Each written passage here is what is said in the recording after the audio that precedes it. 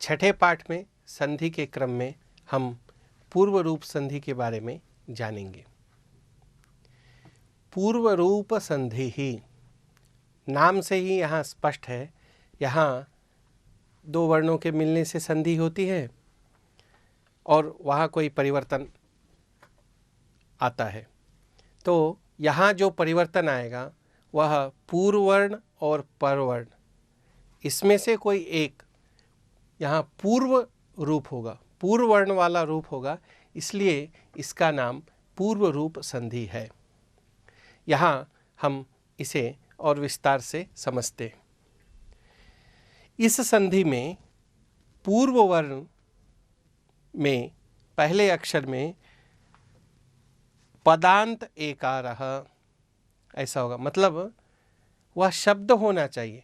शब्द होना चाहिए मतलब वह संस्कृत का शब्द होना चाहिए और अंत में, उस शब्द के अंत में एकार या ओकार होना चाहिए।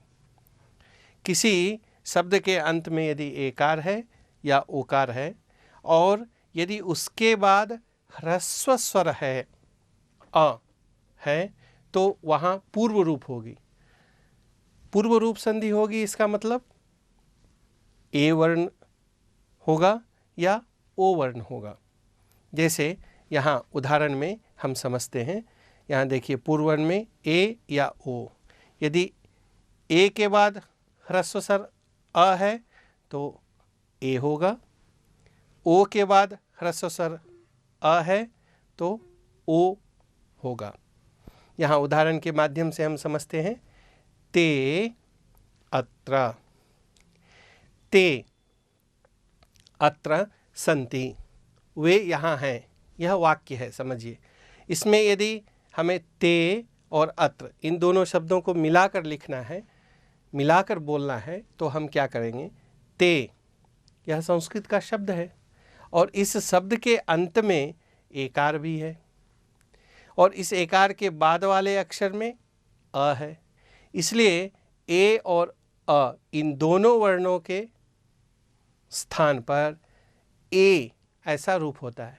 यह जो ए है यह पूर्व वाला ही वर्ण है, इन दोनों वर्णों के स्थान पर हुआ है, लेकिन यह जो परिवर्तन हुआ है यह पूर्व रूप ही है, इसलिए यह पूर्व रूप संधि कहलाती है। दूसरे उदाहरण में हम देखते हैं, को अपि। वस्तुतः यह ऐसा है, कः अपि, कः अपि मम वचनम न शृणोति, कोई भी मेरा वचन नहीं सुनता है। उस अर्थ में यहाँ कः या प्रश्नवाचक शब्द है।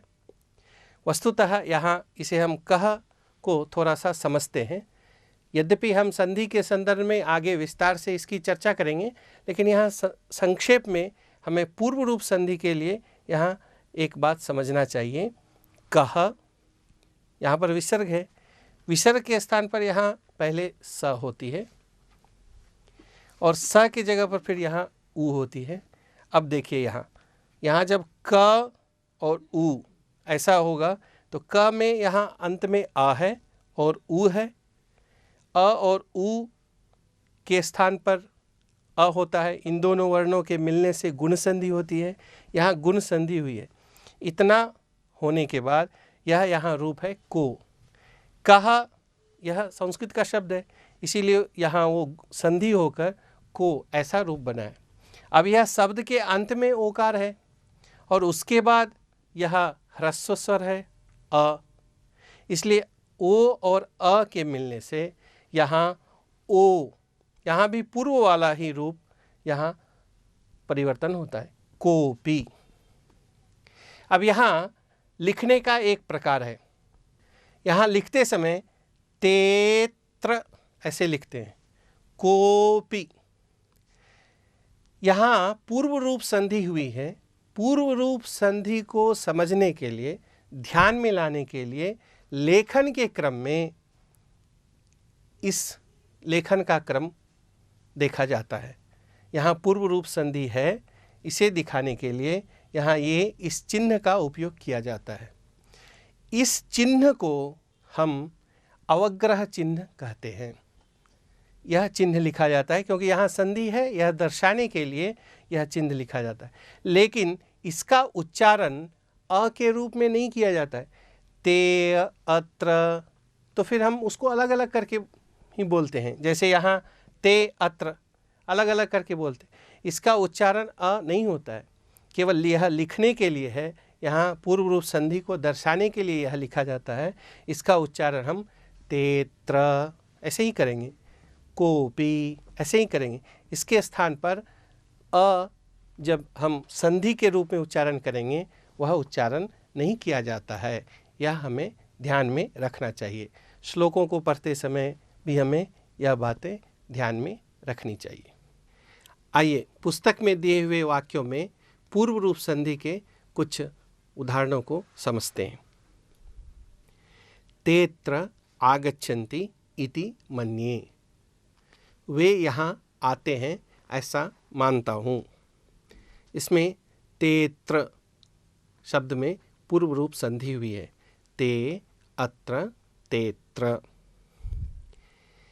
गृहे हम अस्मि इति सः अवदत्, घर में मैं हूँ यह उसने कहा। गृहे अहम, गृहे में शब्द के अंत में एकार है और अहम में यह ह्रस्व स्वर है, इसलिए यहाँ भी पूर्व रूप हुई है, गृहे हम। गृहे केपि न सन्ति, घर में कोई नहीं है, यहाँ केपि में पूर्व रूप संधि हुई है। के अपि, के में शब्द के अंत में एकार है और अपि में ह्रस्व आकार है, इसलिए यहाँ भी पूर्व रूप संधि हुई है। धीरोपि धैर्यच्युतिं प्राप्नोति कदाचित, धीर व्यक्ति भी कभी कभी अधैर्य को प्राप्त करते हैं। धीरोपि यहाँ पूर्व रूप संधि हुई है, धीरः अपि, इसमें पहले धीरो यह होगा, विसर्ग के स्थान पर ओकार होगा, तो यहाँ शब्द के अंत में ओकार है और फिर ह्रस्व आकार है, इसलिए यहाँ धीरोपि ओकार, यह पूर्व रूप संधि हुई है। कोपि परिश्रमम न इच्छति एतेषु दिनेषु, इन दिनों में कोई भी परिश्रम करना नहीं चाहता है। कह अपि, पहले कह के स्थान पर ओ होगा और को, यह इस प्रकार शब्द के अंत में ओकार है और ह्रस्व स्वर है, इसलिए यहाँ भी पूर्व रूप होकर कोपि ऐसा रूप बना है। इस पुस्तक में इस तरह के कई उदाहरण दिए हुए हैं। उन उदाहरणों में हम इन्हें समझ सकते हैं, जैसे कि विवेकानंदोयम, विवेकानंदो अयम, यहाँ भी शब्द के अंत में ओ है और ह्रस्व आकार है। यहाँ इन उदाहरणों में हम देखेंगे कहीं कहीं शब्द के अंत में ओकार है, कहीं कहीं शब्द के अंत में एकार है और बाद वाले अक्षर में ह्रस्व आकार है। इनको हम ध्यान में देते हुए हम इन उदाहरणों को पढ़ते हैं। स्नातकोपि, स्नातको अपि, रामो वदत्, रामो अवदत्, जलेस्मिन्, जले अस्मिन्, विषये नासक्तः, विषये अनासक्तः, सुन्दरेऽम्बरे, सुन्दरे अम्बरे, अन्तेऽपि, अन्ते अपि, अल्पेऽवसरे, अल्पे अवसरे। हम पहले भी अभ्यास के माध्यम से भी संधि के अधिक उदाहरणों का परिचय प्राप्त करते रहे हैं। पूर्व रूप संधि के क्रम में भी अभ्यास में और अधिक उदाहरणों को हम देखते हैं और समझते हैं। जैसे पहला अभ्यास है, दो शब्द विच्छेद करके दिए हुए हैं, उन्हें हमें जोड़ कर बोलना है और लिखना है। जैसे पहला उदाहरण है देशो अयम, मिलाकर हम लिखेंगे तो देशोयम। मृगो अस्ति, मृगोस्ति, नारदो अपि, नारदोपि, नीले अम्बरे, नीलेम्बरे, कलालये अपठत्, कलालये पठत्, मात्रे अर्पितं, मात्रेऽर्पितं, पुरुषो अन्यः, पुरुषोऽन्यः, रामो अहसत्, रामो हसत्, नगरे अवसत्, नगरे वसत्, ग्रामे अस्ति, ग्रामेऽस्ति। इस तरह हम इसे मिलाकर बोल सकते हैं और लिख सकते हैं। दूसरे उदाहरण में संधि युक्त पद दिए हुए हैं, हमें उन पदों का विग्रह करना है। जैसे पुस्तकेऽपि, पुस्तके अपि, कालोऽस्ति, कालो अस्ति, कोऽत्र, को अत्र, कृष्णो तिथिः, कृष्णो अतिथिः, सर्वे वदन्, सर्वे अवदन्, अध्यापकोऽहम्, अध्यापको अहं, मयूरो नृत्यत्, मयूरो अनृत्यत्, पुत्रो नवरतं, पुत्रो अनवरतं, सो क्रीडत्, सो अक्रीडत्। इस प्रकार हम अंतिम उदाहरण को भी देखते हैं। उदाहरणेऽस्मिन्, उदाहरणे अस्मिन्।